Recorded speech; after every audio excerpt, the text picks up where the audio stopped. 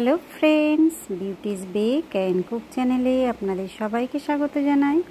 আজকে একটা 1 পাউন্ডের ডল কেক আপনাদের সঙ্গে শেয়ার করব। কেকটা ছিল আমার চকলেট ফ্লেভারের। আমি প্রথমে কেক স্পঞ্জটা 3টে লেয়ারে কেটে নেব। তার আগে উপরের যে পার্টটা থাকে আমি সব সময় সেটা কেটে বাদ দিয়ে দিই। এইভাবে এক হাতে কেকটাকে ধরে হালকা করে কিন্তু টার্ন টেবিলটাও আমি ঘোরাচ্ছি। আস্তে আস্তে 3টে লেয়ার আমি কেটে নিয়েছি। দেখুন, প্রত্যেকটা লেয়ার কিন্তু আমার সমানভাবে এইভাবে কাটলে কেটে যায়। আমি কিছুটা সুগার সিরাপ ব্রাশ করে দিয়েছি, দিয়ে কিছুটা ক্রিম দিলাম, তার সঙ্গে চকলেট গানাশ দিলাম, দিয়ে এটা সমানভাবে মিক্সড করে ক্রিমটা চারিপাশে স্প্রেড করে দিচ্ছি।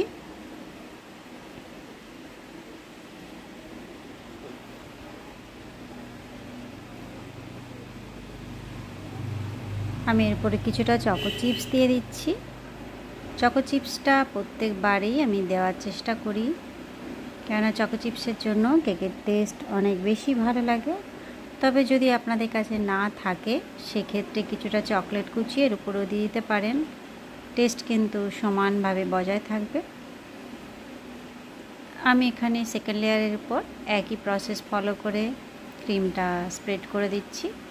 এইভাবে যদি ক্রিমের সঙ্গে চকলেট মিক্সড করতে অসুবিধা হয়, আলাদা একটা পাত্রে ক্রিমের সঙ্গে চকলেট মিক্সড করে নেবেন, নিয়ে তারপরে ব্যবহার করবেন। আবার প্রত্যেকটা লেয়ারে সমানভাবে ক্রিম পড়ছে কি না এটা নিয়েও নতুনরা কনফিউজ হতে পারো।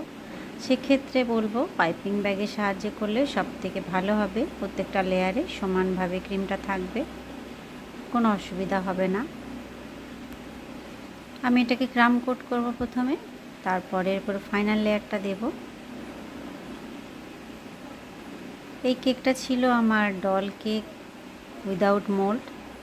মোল্ড ছাড়া কিভাবে ডল কেক বানাবো সেটাই আমি দেখাচ্ছি। এর আগেও আমি অনেক ধরনের ডল কেক আপনাদের সঙ্গে শেয়ার করেছি, মোল্ড দিয়ে, মোল্ড ছাড়া, বিভিন্ন ধরনের ডিজাইন।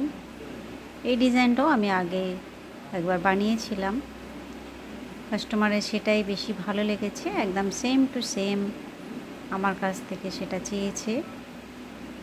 আমি এখানে ফ্রিজ থেকে বার করেছি 10 মিনিট পরে, আর এখানে ক্রিমের সঙ্গে আমি 8-10 ড্রপ রেড কালার আর তার সঙ্গে 3-4 ড্রপস আমি পিঙ্ক কালার মিক্সড করেছি। এই দুটো কালার কম্বিনেশনেই কিন্তু এই কালারটা এসেছে। কালারটা কিন্তু দারুণ মিষ্টি কালার একটা।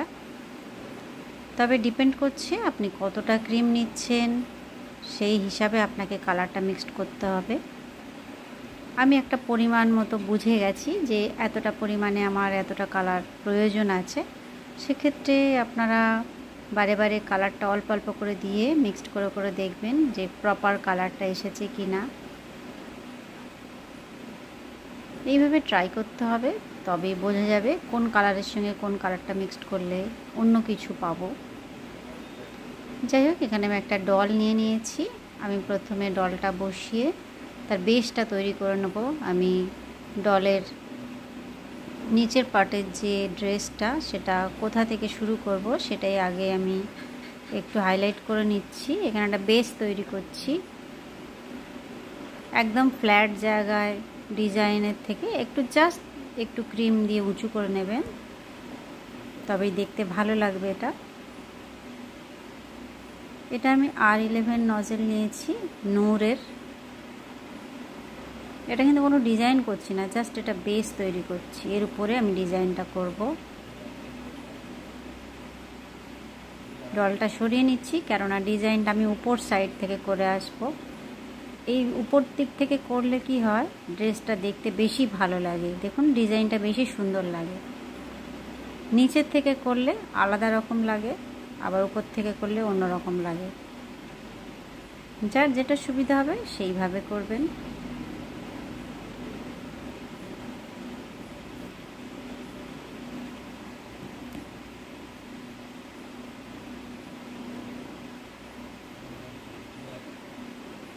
আশা করি বুঝতে পারছেন ডিজাইনটা আমি কিভাবে করছি।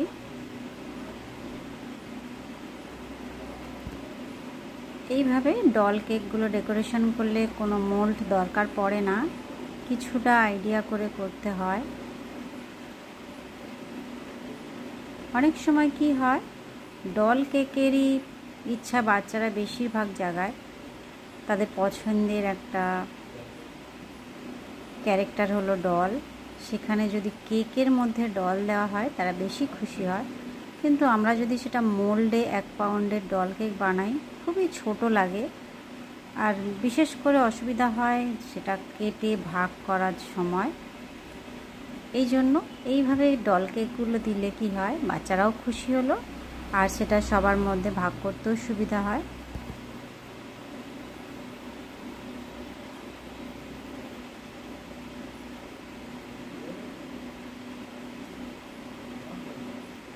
আমি উপরের পাটে যে ড্রেসটা বানাচ্ছি, এইটা নজেলের কোনো নাম নেই, তবে পাইপিং ব্যাগটা যদি ছোট করে কেটে নেন এই রকম সেম ডিজাইন বার হবে।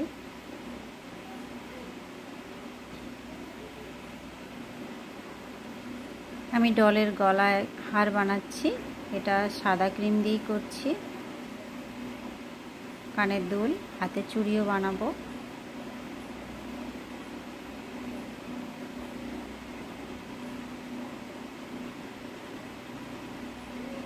বসিয়ে দিচ্ছি আমি।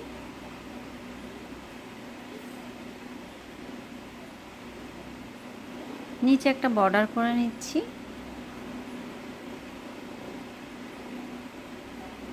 পাইপিং ব্যাগ দিয়ে করে নিতে পারেন।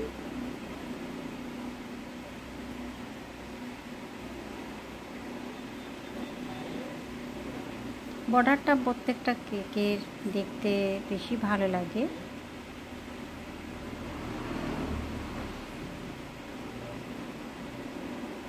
এবার আমি এখানে সাদা ক্রিম নিয়েছি, কিন্তু আর একটা কথা, এই সাদা ক্রিমের সঙ্গে আমি কিছুটা নিউট্রাল গ্লেজ জেল মিক্সড করেছি। 1 স্পুন মতো আমি জেল মিক্সড করেছি, যার ফলে এই ক্রিমটা একদম স্মুথ হয়ে গিয়েছে।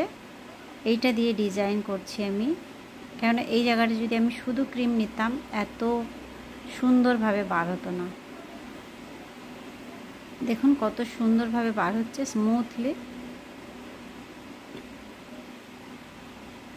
যাদের নাম লিখতে অসুবিধা হয় কেকের উপরে ক্রিম দিয়ে, বিশেষ করে এই ট্রিক্সটা ফলো করতে পারেন। ক্রিমের সঙ্গে একটু জেল মিক্সড করে নেবেন, তাহলে লিখতে খুবই সুবিধা হবে।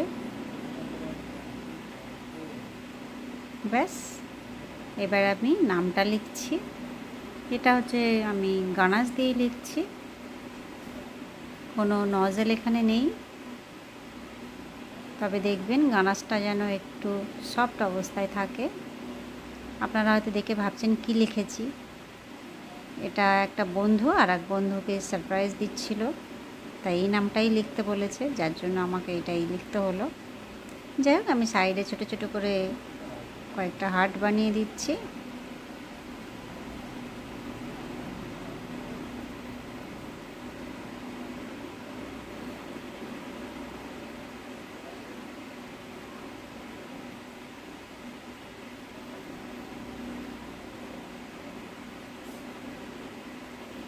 এবারে কয়েকটা গোল্ডেন সুগার বল নিয়ে আমি একে একে বসিয়ে দিচ্ছি। এই কাজটা কিন্তু ভীষণ সময় সাপেক্ষ, একটা একটা করে চিমটে দিয়ে ধরা বসানো যথেষ্ট টাইম লাগে, কিন্তু আমাদের ভিডিওতে সেটা বোঝা যায় না, সেগুলো আমাদের কেটে সুন্দর করে এডিট করতে হয়।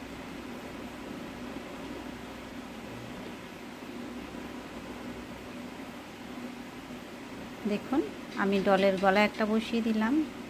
কেমন লাগছে বন্ধুরা? ভালো লাগলে অবশ্যই একটা লাইক করবেন, চ্যানেলটা সাবস্ক্রাইব করে রাখবেন, আর বিভিন্ন ধরনের ডল কেকের ডিজাইন আমার চ্যানেলে আছে, সেগুলো দেখেও আপনারা করতে পারেন। সবাই ভালো থাকবেন, দেখা হবে নেক্সট ভিডিওয়। Bye bye.